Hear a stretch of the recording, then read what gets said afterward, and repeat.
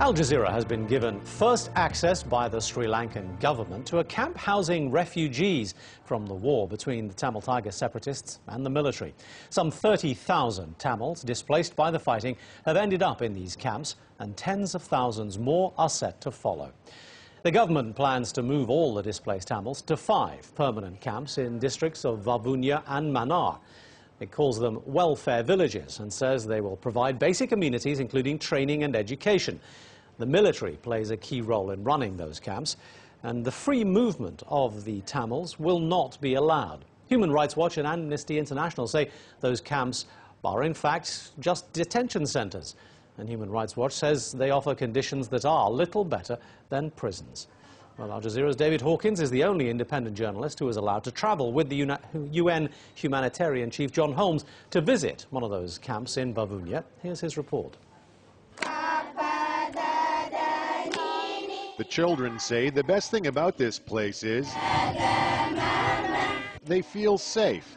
They're among the 35,000 Tamil refugees who've escaped the war zone, where the Sri Lankan military has trapped the Tamil Tiger rebels. I'm free here. I can study and sing. It's a good school. At home there was shelling. It was bad. I didn't like it. It's dusty and the hurriedly built 10 shacks are hot. But for the foreseeable future, this government-run relief village is their home. The United Nations top humanitarian relief official flew to the camps on Friday to assess the conditions. We don't want tigers. And make sure they're up to international standards. Even though you're being shown things that people want you to see, you can look at them, you can talk to people, you get some idea of what's going on, and it gives us some reality to what you were talking about in theory. There seems to be plenty of food here, clean drinking water, and access to medical care. But Sri Lanka's been criticized for not allowing the refugees to come and go as they please. The Sri Lankan government insists that the high security is in place to protect the refugees, not to imprison them. They are Sri Lankan citizens, but we have to safeguard them. Don't forget there are elements who want to take these people as victims. They came and blast and killed several people in some camp.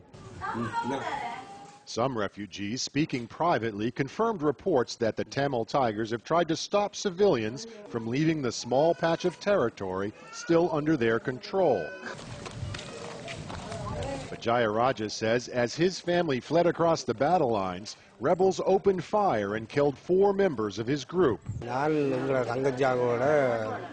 We walked the whole night through the forest, my wife, sister and our families, and in the morning we met the army.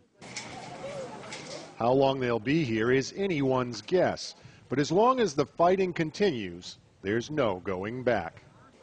David Hawkins, Al Jazeera, the Katira Kamar Relief Village, Sri Lanka.